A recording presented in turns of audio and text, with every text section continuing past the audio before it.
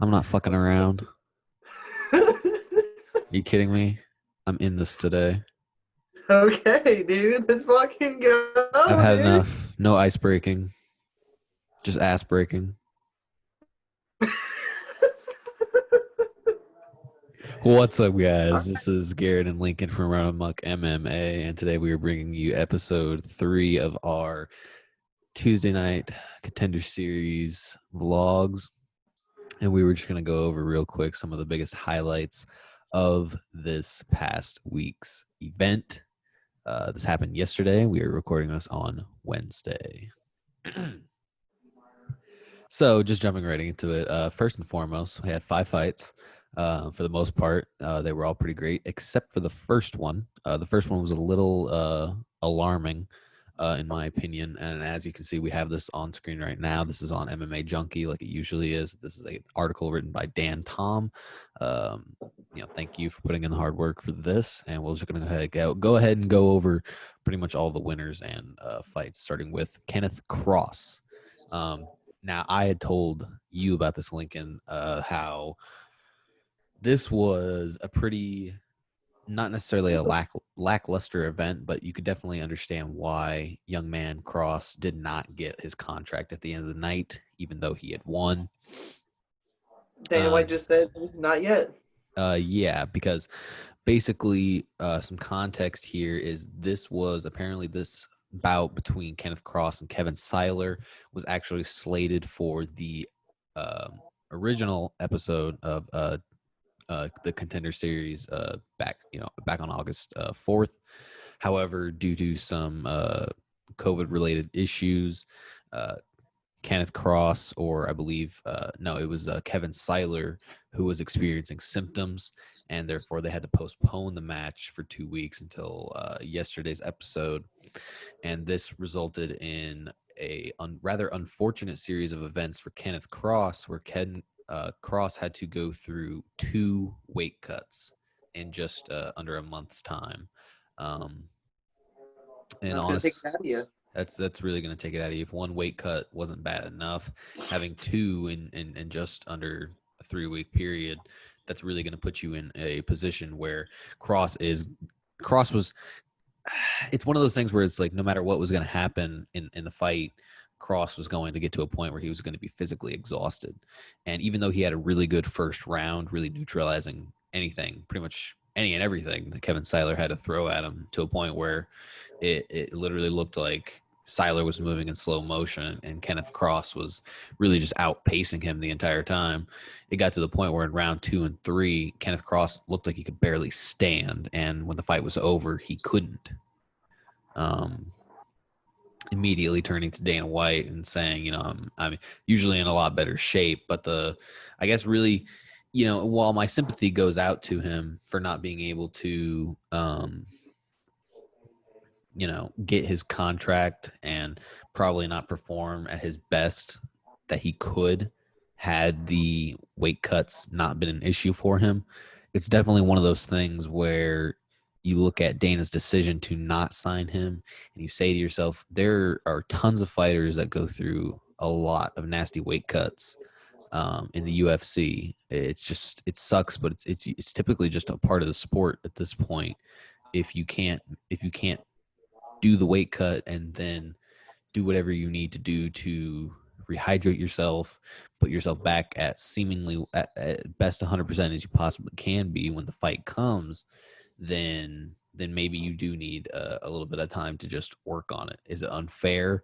Maybe, but at the end of the day, that's just kind of the MMA game in general right now.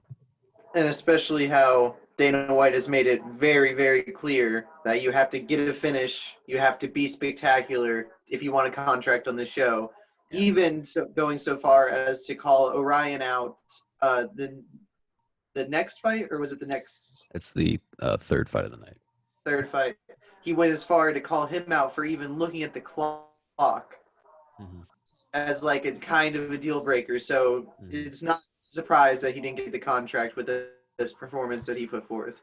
Yeah, it's pretty unfortunate because you have to ask yourself if the weight cut was so severe for him and it was very difficult for him, why choose to stick with a wrestling game plan, you know, and considering that apparently he's never been on the scorecards in his entire career, and there was plenty of instances like the photo in front of us right now, where he could have finished the fight.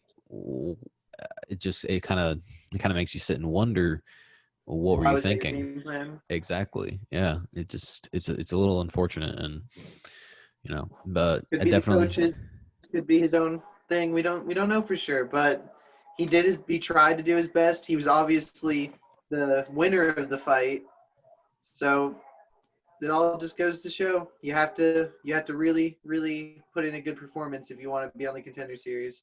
Yeah, better luck next time.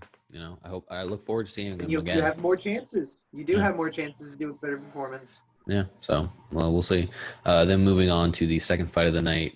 This was probably the coolest. This was probably the best uh, finish for me, at least. Um, Oh yeah, for tonight for sure. this was definitely the most powerful finish, at least I saw. Josh Parisian, um, heavyweight class, obviously defeats Chad Johnson via TKO in round number 1. This was actually a really impressive bout, technically speaking, especially for guys that are this big. And this being Josh's second time on the Contender Series.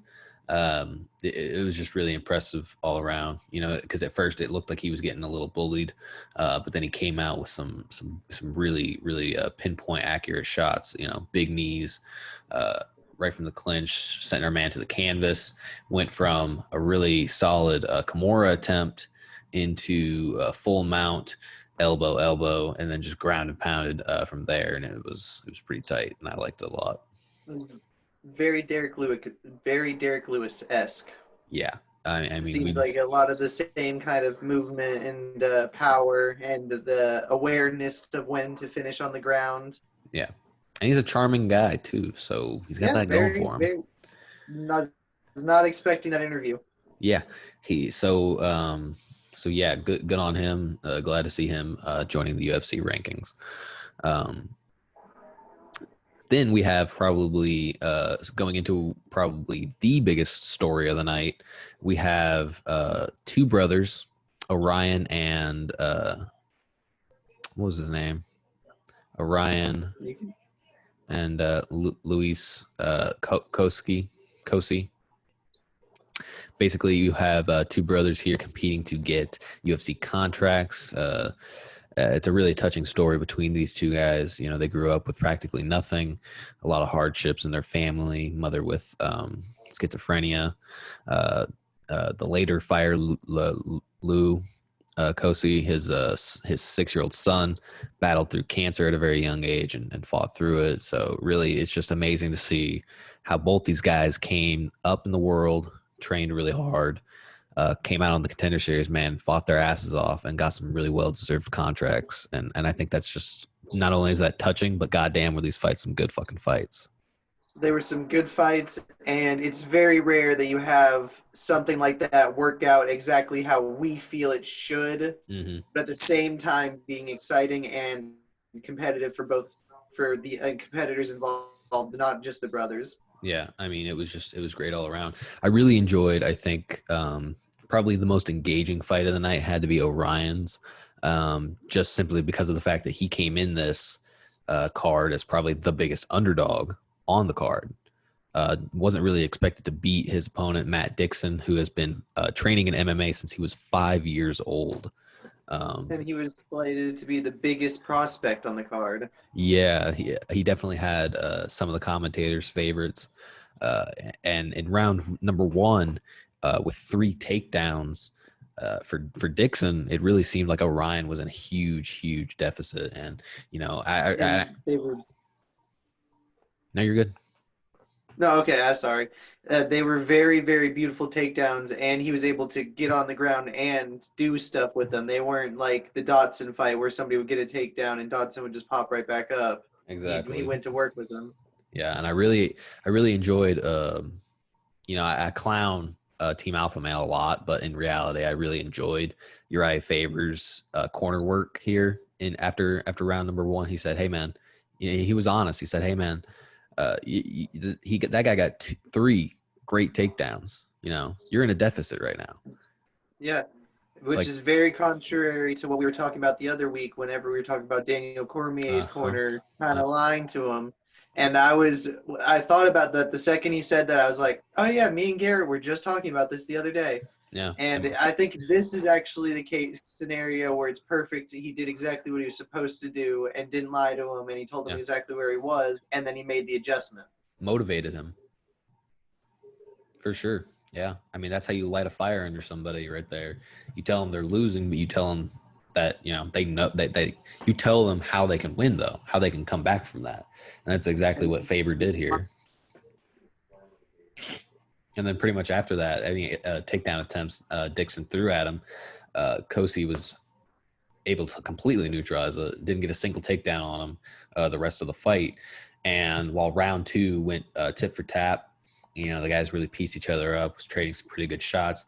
Dixon had great head movement for sure, but I think it was the constant pressure from Orion that allowed him to get some of those significant shots that he needed in the second. And then once you get to the third, it completely becomes Orion's show. You know, I mean, he gets his own double leg takedown, gets a huge slam, and in many cases, for some people, it almost looked like it had severely stunned Dixon because he landed head first.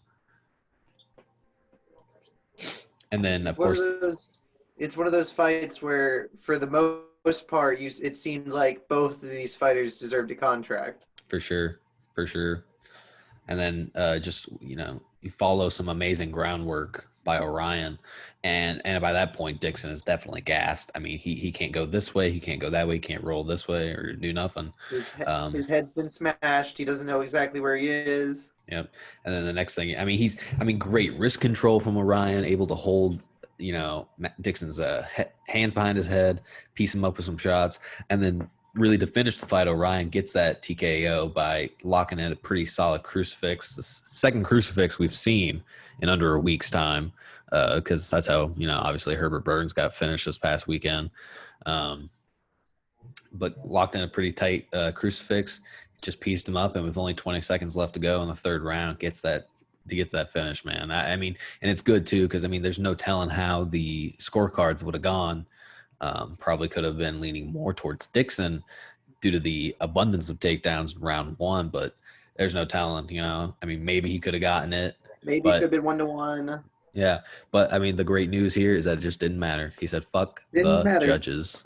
Screw the judges, bud. Exactly. And the best thing I love about this guy is he not only does he have the Shenron tattoo on his arm, he's got Goku's speech tattooed on his chest. I am the hope of the universe. I was all in. It was right after his win, and you posted it, and I did not. You had to do some fucking Reddit 4chan shit to read that. Yeah. To figure it out, and I didn't catch it. And the second you posted it, I was like, oh, he's my man. Yep. Hero to all, nightmare to you. So that's such a good line. Oh, it was great. So then moving on, we had Cheyenne Bays.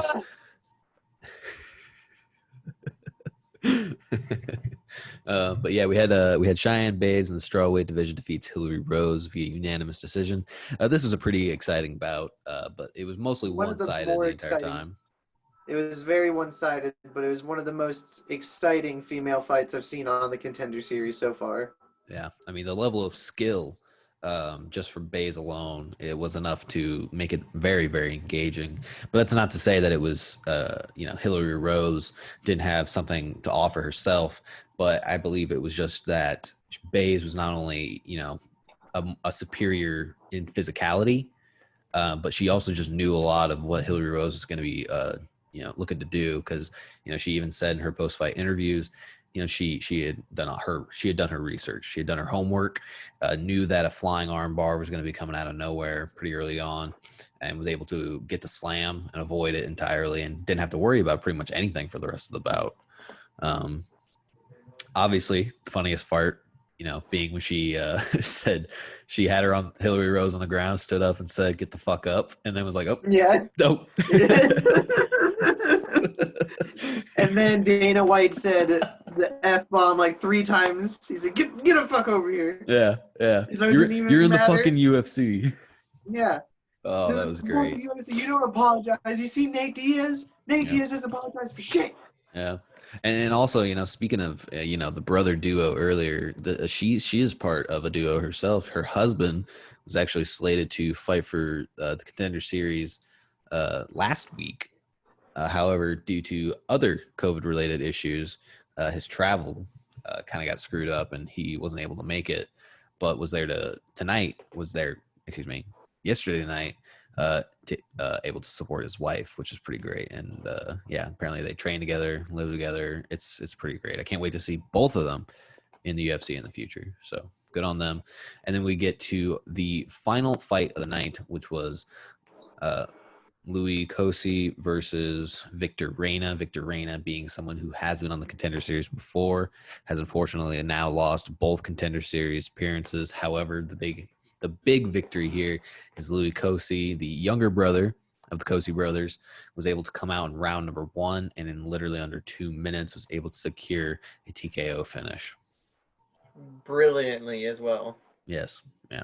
I mean, it was superior.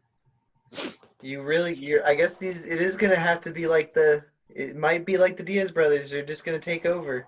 Yeah. What if they have to fight themselves? They actually have said, they addressed something like that where I believe the older brother is possibly going to be doing welterweight to middleweight, and the younger brother is probably going to be doing welterweight to lightweight. Oh, I see. Yeah, so they've said that. I mean, Louis has said that maybe he will stick to welterweight for a little bit, but then probably bump down to lightweight, just specifically so they don't get in each other's way. They're not looking to fight each other; they're looking to take over everybody else. Exactly. I said the same thing though. I was like, man, what if these two guys had to fight each other? And honestly, I mean, there's no telling how that fight could go. They would just keep fighting forever. It just cancels out. Yeah. So it was really heartwarming to see this come together. This is like you said earlier, this is the fantasy level stuff. You don't get to see stuff like this happen often. Except for on the Contender Series. Except for on the Contender Series, baby. I mean, that's where dreams come true. And God, I mean, just like, it was so amazing. Like, not only was it amazing to see Orion come back from the jaws of defeat and secure his finish, it was something else entirely to see his younger brother, without any reservation, get his KO pretty early on. I mean, round 1, minute 12. It was amazing. He saw his older brother do it, and he wanted to get it done faster. Exactly. I mean, and he came out swift with aggression, almost to the point where it looked like he was about to walk into something nasty, but was just able to really get around a lot of his opponent's work, was able to get that that big shot in, duck under that just flailing arm of his opponent at that point, just secure a pretty solid finish. And sucks for Victor Reyna, but God, I can't wait to see the Cosce brothers in the UFC. Yeah, it's gonna be a cozy season, Yeah.